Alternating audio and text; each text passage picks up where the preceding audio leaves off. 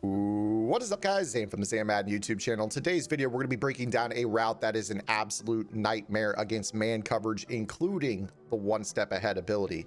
But before we get into the video, please do me a favor, hit that subscribe button. Also, make sure you guys take the time to hit that notification bell so you don't miss any of the uploads coming your way here on the Zan Madden YouTube channel. If you guys want to take your game to the next level of Madden 21, check out my strategy site, gridirongameplans.gg. Gridiron Game Plans is your one-stop source for all things competitive Madden. Every week in our Vault update, we take a look at the meta, or the most effective tactics available being used by pro players on the MCS circuit, breaking down not only how and why the pros do what they do, but most importantly, how you can counter those metas when you face them in online head-to-head gameplay.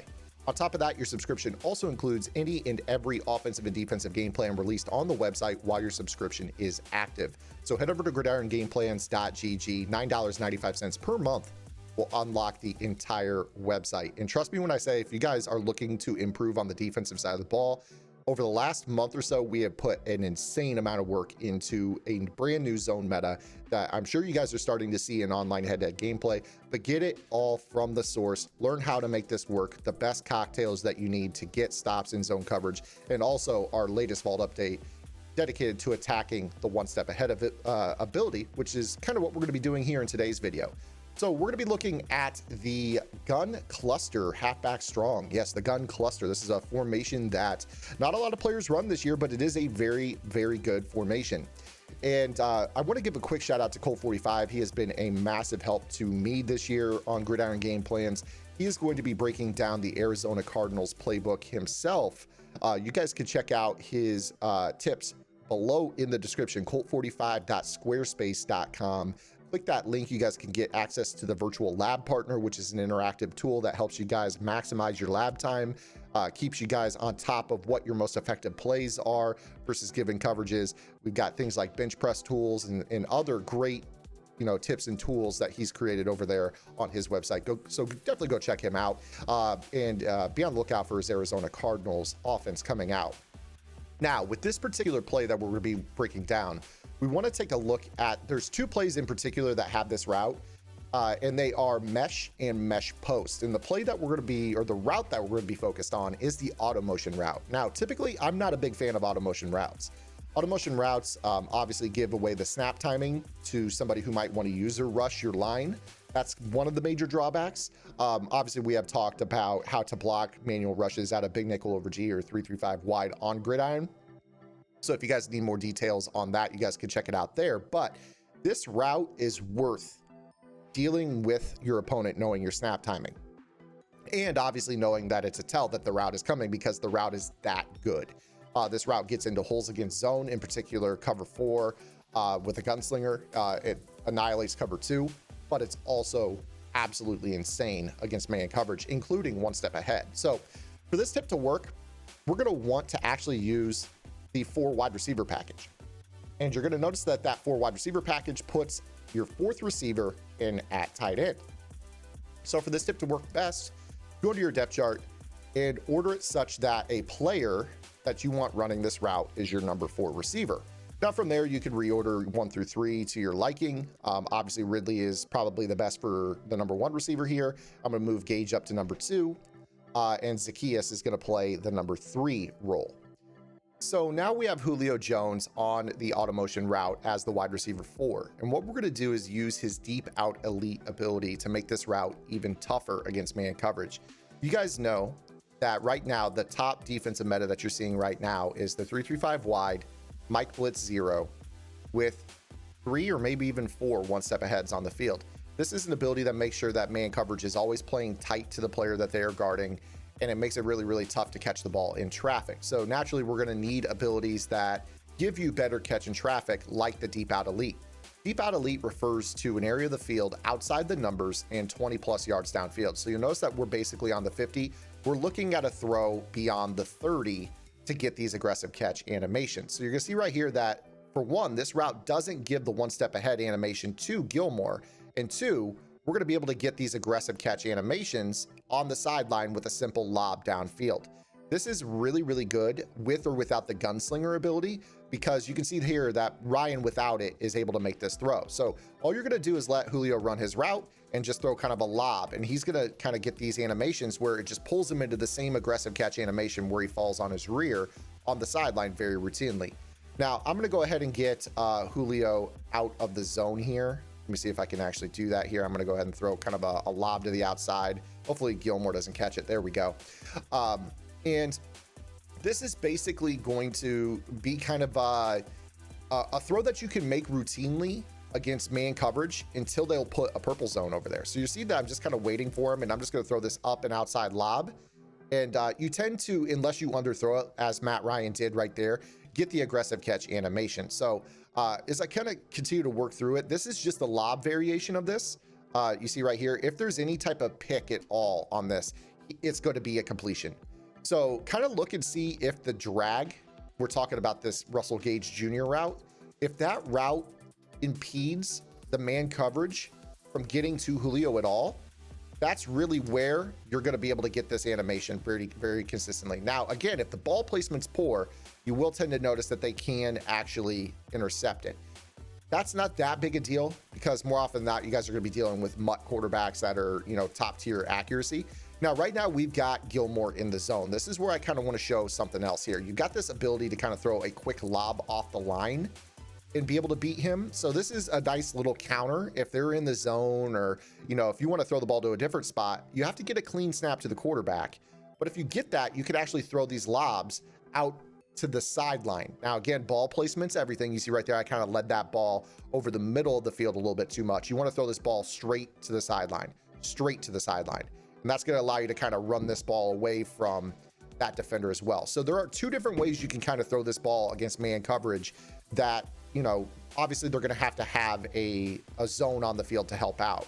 As you see right there, Gilmore in the zone, that's not going to work. So one thing that I'll do is I'll just kind of throw this straight sideways pass lead away from him and rack it up the field as well. This is a great route to throw against man-to-man coverage. Now, this is also phenomenal against zone.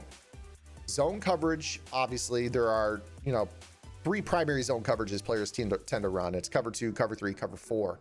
This is really, really good against the cover 2 and cover 4. I noticed that outside thirds tend to play this a little bit better than the other zones in the game. So let's start off first against cover 2. So I'll go ahead and call cover 2 Tampa 2 defense.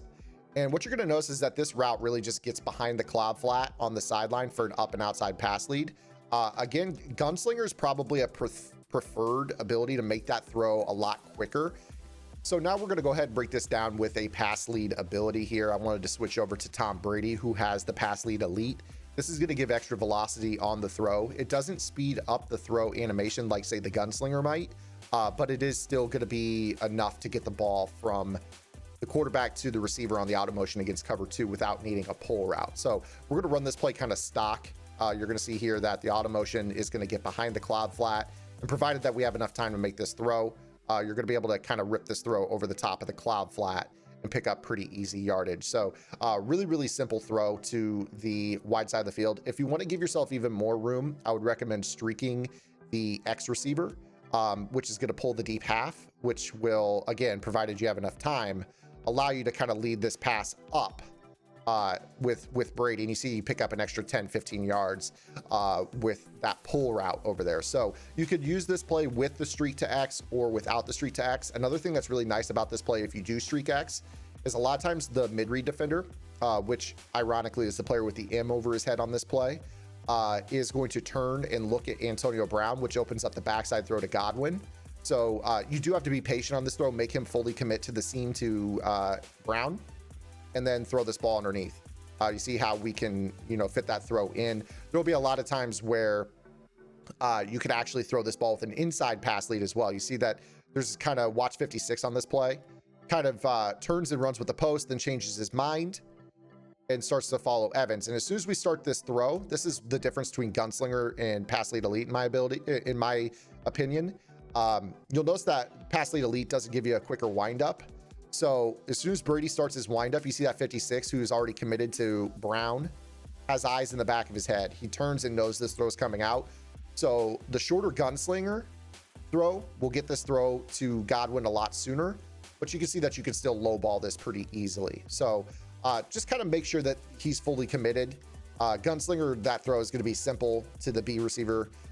Although I would say cover 2, that's probably where the user is going to be. So just, again, be careful on this throw. But you see that you can still low ball this ball to the post on the backside. Now, the other coverage that this works really, really well against is cover 4. And I'm going to go ahead and show you cover 4 here. And you could, in theory, run the play mesh as well. It's totally up to you, mesh or mesh post.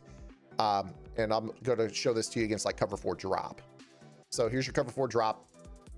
With this particular route, I would probably recommend streaking X again, just because I think that gives you the ability to pull the deep outside quarter and inside quarter, opening up the throw to Evans on the outside.